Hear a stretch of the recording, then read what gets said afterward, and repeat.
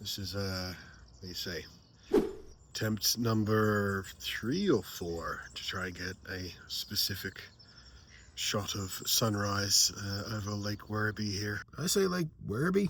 That's the wrong lake. Lake Wendouree. You can see how I got confused.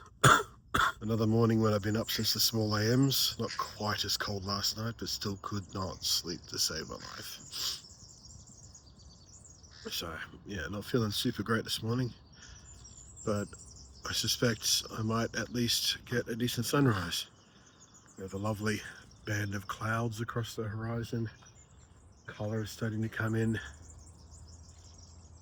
Not quite as thin across the horizon as I would have liked. We're not going to see the sun on the horizon, I don't think, but we still might get some nice colour. So we'll see what happens. I'm still about 30-40 minutes away from sunrise, so taking some pre-dawn test shots. I'm going back to the van to try and warm up again, because while it is not as cold as last night, it is still very cold this morning. Also, I need to take some cough medicine.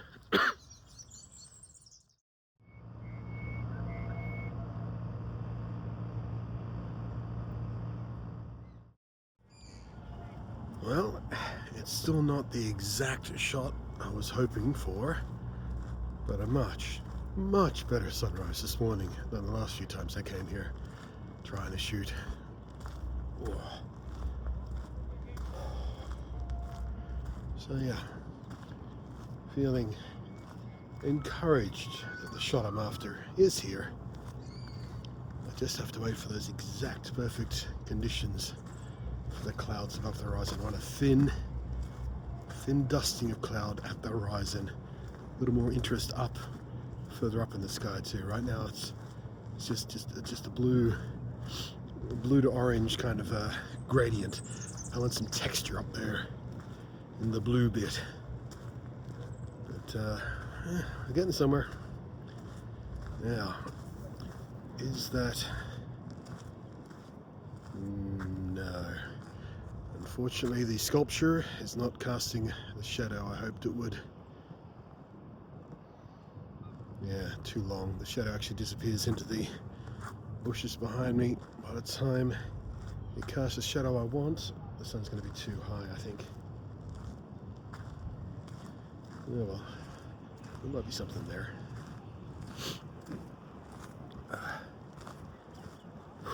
Cold, it's so cold.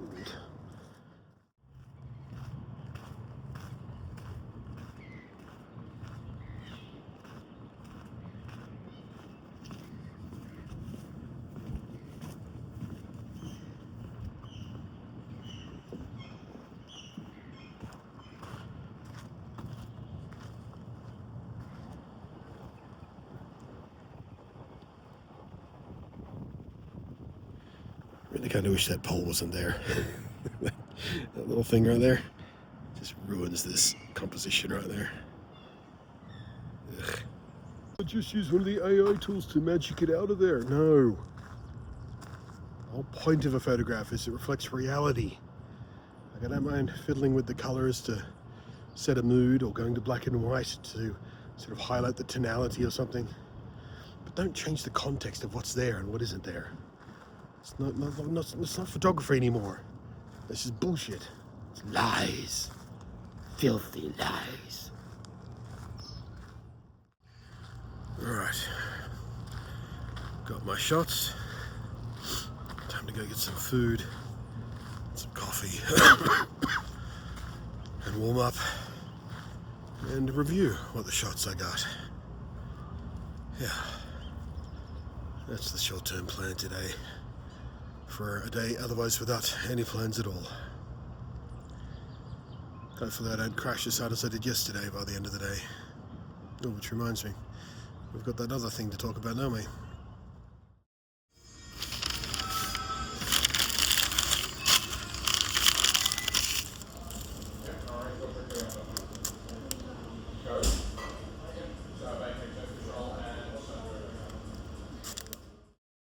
Alright, I'm recording this as a preface after the fact just to give you sort of some context about what's going to happen on this GoPro here is a rant that I recorded earlier today in response to a comment someone left on a video of mine, on a recent video of mine. I mentioned that comment in yesterday's video, and that I was going to respond to it today. The person who left that comment then tracked me down elsewhere online, snuck into my DMs, as it were, desperate to have a conversation about this in private instead of being publicly shamed for the things they said. No, this is a teaching moment, and I'm going to use. Now, I will say I did intend to go into this with a calm and analytical mindset, but I kind of lost my temper rather quickly. I don't want anyone to use my aggression and attitude towards this as an excuse to discount what is being said. Listen to what is being said, even if you're personally troubled by how it is being said, because it is important. And it's a little teaching moment about how, I don't know, maybe you should listen to people with disabilities or chronic health concerns or both. Don't try and talk over them. Don't try and talk for them. Don't make assumptions. Don't discount their own personal experiences because they don't align with what you might expect. With that said, this is going to get a little aggressive, and I'm a little bit upset with myself for losing my cool like that, but it's a hot button topic. And anybody with a mental health issue, with a chronic illness issue, with some sort of disability knows exactly how frustrating it is to not have people just listen to you. So, hashtag relatable for that. Let's hit it. Okie dokie. Sorry about the drop in image quality compared to the iPhone. We are now talking to you through the GoPro.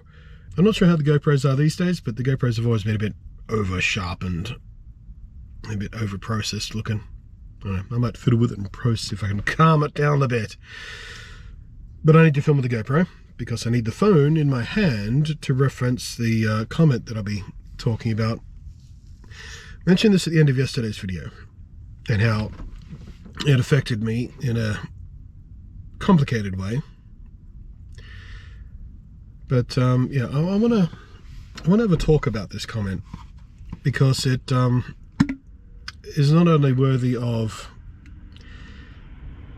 tearing apart because of the litany of ignorance it represents, but it is a reasonable representation of a lot of the ignorance and pettiness and arrogance and just nature of some comments that I've been getting along the way over this last couple of months worth of videos that have comprised me documenting my day-to-day experience being homeless, living in a van, and specifically being as transparent as I practically can about the day-to-day of being autistic, of being bipolar, of that particular mix of things, and just mental health journey in general while dealing with this kind of stuff.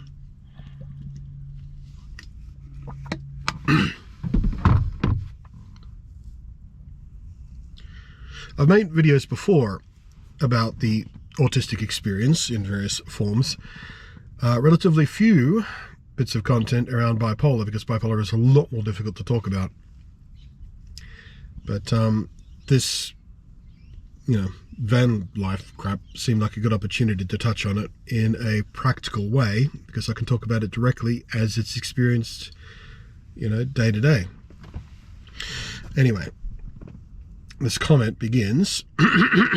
It's from NWD 93093, which I would normally discount as some sort of idiot bot account, but I double checked it, and the other comments they've left seem to be, just regular comments from a human. But this one is particularly egregious. So it starts, "Please stop pretending you are struggling so much when you are spending $40 randomly." Okay, that is a reference to a video 2 videos ago where I bought a pair of earphones. There they go. These little inner earphones. And they were $40 marked down from 65, by the way. So here's the thing about that. Accusing me of pretending to be struggling when I can splurge $40 on a pair of earphones. It's just really kind of shitty in its own right. I'm not pretending that I have zero money, but I don't have a lot of money, and I do have to be careful about what I spend. And I did talk about in that video about being careful about what I spend, and umming and ahhing about spending that money for at least a couple of weeks. And I explained why I spent that money on these earphones, because it makes my life slightly more comfortable in some of the more challenging situations I'm in. Noisy environments, laundromat in particular, in context of that particular video. Every laundromat I've been in so far since, becoming homeless has been a sensory nightmare. And I think I've complained about it every single time. So I decided to finally splurge, spend the money on trying to make my life slightly more comfortable. And my experience of that day, that kind of experience, being in public in those noisy environments, ever so slightly more tolerable. They were purchased in an attempt to increase my personal comfort and reduce the amount of anxiety that I experience, because it has been piling up on me recently, and I need to start concentrating on it more, because it is chipping away at the edges, so to speak. So to claim I'm pretending anything when I can, try and make small efforts to accommodate myself, my comfort, my mental health, my well-being, is just mean. It's just cruel, is what it is. How dare you spend money on trying to make your life more survivable? Jesus. As well as spending a lot of money on fast food daily. I don't spend a lot of money on fast food daily. All right? I spend maybe $25 on a day where I eat fast food twice. And yes, if I had access to a kitchen and I could cook for myself, buying raw ingredients or even frozen stuff and cooking for myself would be more affordable. But I can't do that. And I've talked about this before as well. I have very few options for affordable hot meals. Okay? So begrudging me for taking advantage of the ability to have a hot meal in the morning, screw you. I would be so happy if I had my own place and I had a kitchen and I could wake up in the morning and make myself, oatmeal and toast, or fry a couple of eggs up, make some scramble. But it is what it is, man. We're barely a sentence in, by the way. Seems like your food thing has gone away too after you didn't change your eating habits at all. Now, that's when they're talking about when I had a discussion about autistic eating habits, food sensitivities, comfort foods, and what we call safe foods. I'm not going to relitigate the whole discussion around that, but actually I did change my eating habits. Like, I can reach behind me right now and pull out a few boxes of these and similar products, Belvedere breakfast, little oat bickies and bars and stuff like that. And I was eating those for quite some time for breakfast, and sometimes my evening meal as well, because I am only eating twice a day at this point, again, just to try and control the budget. And I like those, but as I talked about in that other discussion about food, sometimes your safe foods just start to become incredibly unappetizing. So I have changed my eating habits since I talked about that, because I've got those sitting there and I still can't, every time I think about, I should have one of those, my brain goes, nope, ew, no, gross, can't have those. So screw you for accusing me of lying about that. And in fact, I've talked about it and I've shown it in the videos. I've changed my orders at these places. I've started going to Hungry Jack's for their chicken burger instead of going to McDonald's, which is where I was frequenting for a meal, because there are certain menu items that I just can't stand to think about right now. That's how it works. It's exactly how I described it. So no, my food thing hasn't gone away. don't make it an autism thing. I talk about the food stuff still. You aren't struggling with food in the same way an actual autistic person would. So right there, they're invalidating the fact that I'm autistic at all because my eating habits don't align with what they expect an autistic person to eat like. Not after you explicitly said you do not have a sensitivity to taste. I did not say that. That is from a conversation I had when I was talking about sensory overload.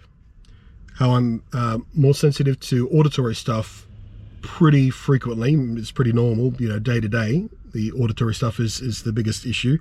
That day, I was having a bit more trouble with bright lights. I was a little extra sensitive to sunlight and being outside and stuff like that. And I talked about the other senses, how touch and clothing and stuff. And I mentioned that taste is not something that I often have a problem with. That was in the context of sensory overload. So there's never been an issue where I've gotten, a very, very flavorful dish and it's overwhelmed. I do that deliberately sometimes as part of my pain management for my back. I will make, when I have a kitchen, extremely hot curries, vindaloos and stuff like that. And it's just, and the Japanese curry, but make it way more spicy than the average Japanese curry. Because eating that really hot food triggers a pain response that can release dopamine, which helps mediate pain. So by deliberately overwhelming the system like that, I can use it as a pain management technique. But when I say taste isn't an issue for sensory overload, that's what I mean. It doesn't cause me anxiety when I eat extremely flavorful foods, versus it causing me extreme anxiety or stress if I'm in an extremely noisy environment. When I talk about not being sensitive to taste, that's got nothing to do at all with whether or not I find a particular food safe or comfort food, or I can't stand the thought of it. Those biscuits again, I love the taste of those. They're very tasty. I love oats. I love the strawberry and yogurt kind of filling they've got in a couple of those. That's got nothing at all to do with the safe food issue. You don't understand it at all. I tried to explain it the best I could, and you are just being deliberately ignorant about it. You are conflating two separate things because you are too ignorant to understand. And as far as invalidating whether or not I'm autistic, who the fuck are you? Who the hell are you to go online and say, oh, you're not really autistic, I can tell. Fuck off. What a just fucked thing to say to somebody. Imagine going up to someone, I don't know, someone talking about their diabetes, and they're talking about monitoring their blood glucose levels, and they're talking about, switching from daily injections to one of those new little stick-on arm pump things or whatever they are. And you'd be like, oh, you're not really diabetic. Real diabetics have to use the syringes. You hear how stupid that sounds? How ignorant? Fuck off. You are making it seem like it's a choice to be unable to eat other things than your safe foods. No, I'm not. How am I making it seem like it's a choice? You are actively harming people who are unable to eat foods that are not safe foods. How? How am I harming other people? By explaining my personal experience of this. Every conversation we have about autism, I say, this is my experience. It is not universal among all autistics. Autism is a spectrum. Not everyone experiences the same things the same way or to the same extents or intensities. We have this little note every single time I talk about something like this. You have the option. Yeah. I could eat a non-safe food. It would be deeply upsetting. It would make me anxious, it would stress me out, and it would make my day worse if I forced myself to eat a safe food that I'm no longer considering a safe food at the moment. That's how it works. That's why they're not safe anymore. You're not listening. And accusing me of harming other people for talking about my experience? Fuck you! You are the reason people look at my son, who eats 2 foods and will starve himself if he does not have access to those 2 foods. I'm the reason people look at your son? That seems weird. That's a weird thing to say. Think it's a choice and he will eat them when he's hungry. No, he won't. And no, I won't. I have sat in the back of this van. I've got that little bag, the shopping bag full of those little bickies and stuff. I've been hungry and I will not eat them. That's how it works. They look at you because you are pretending to have the same issue. Fuck you. And seeing that you are still able to eat the same food. I'm not eating the same food. I have changed my fucking eating habits because I can't eat certain things right now. And again, pretending that every autistic person is identical in their sensitivities, in how they react to certain things, in how they experience the world. You are so massively ignorant. You do not understand autism at all. I pity your son. Because if you were living with that ignorance, that arrogance, thinking that you know everything about autism and you are the authority on who is autistic and who is not, and discounting anyone else's experience because it doesn't align with you and what you have experienced through your son so far, that makes you the bad person here. You are the problem. You are the ignorant one, and you are a danger to your son. That level of ignorance, believing that you are the authority on what the autistic experience is going to lead him to have a worse life. And I speak from personal experience because I was undiagnosed growing up, and every single time I tried to explain what I was going through was sensitivity, tactile sensitivity. I've got a good story about that. There is a pair of jeans my brother bought me when I was, 8, 9, something like that. And I hated them.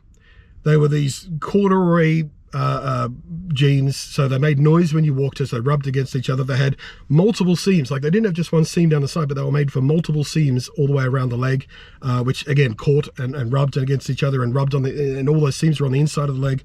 And I fucking hated wearing them. They were the most uncomfortable thing I'd ever experienced.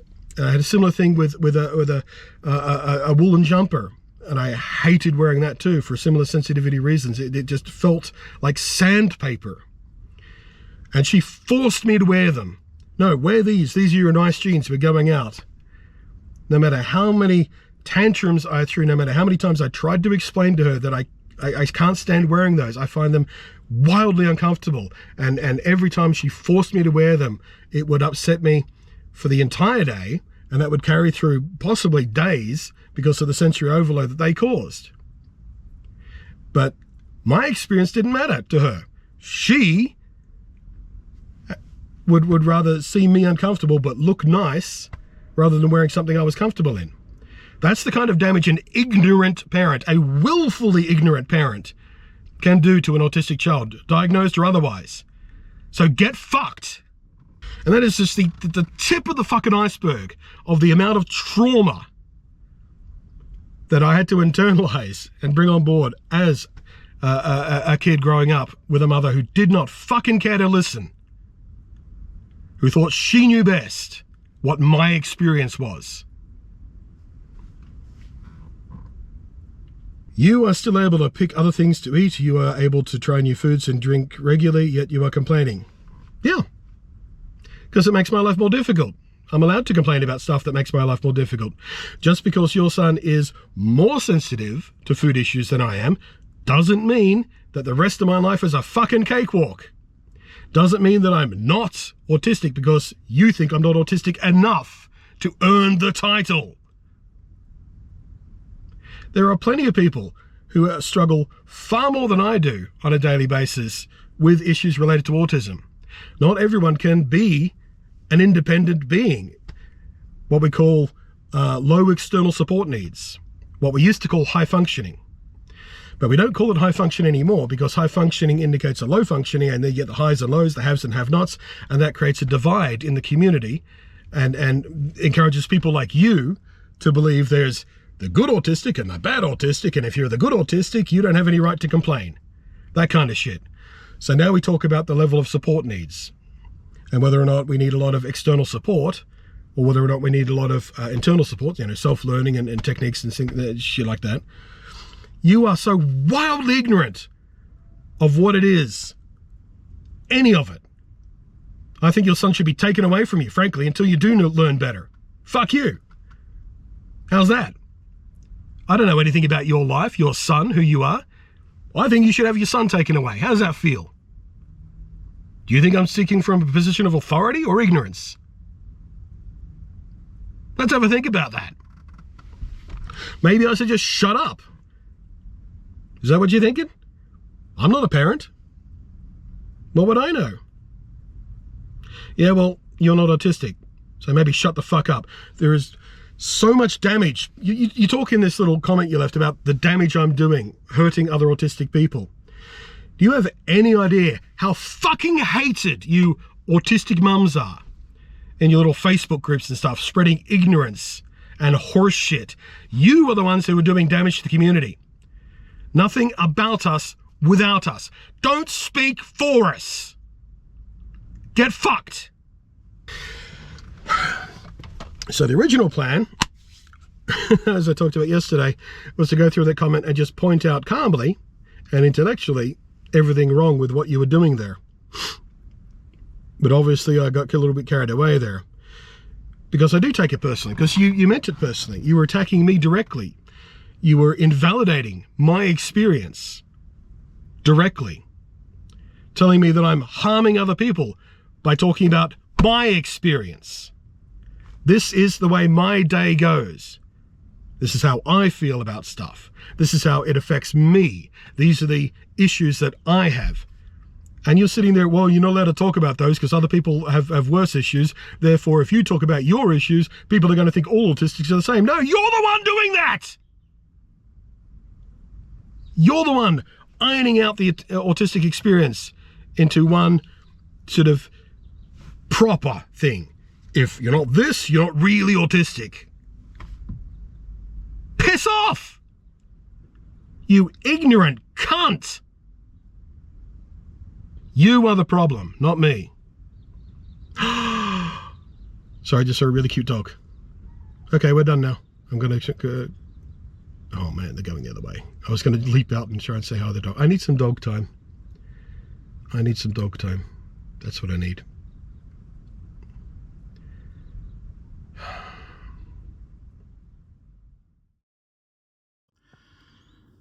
Okay, late afternoon. I haven't parked in shade where I'm going to crash tonight, so it's like an oven back in the van right now, and it's going to get frigid tonight. So hooray for temperature extremes making me uncomfortable all of the time. That's it for today's video.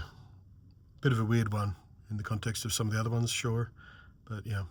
I do have an inspection tomorrow, but it's a place that's kind of outside my budget, but I kind of registered for the inspection partly just so I had something to do tomorrow so I didn't lose my bloody mind, and partly, I mean, I could possibly stretch that far, or just, you know, just to find out what that money, what that extra, you know, 15-20% over what I was hoping to spend would get, just so I have some context for that.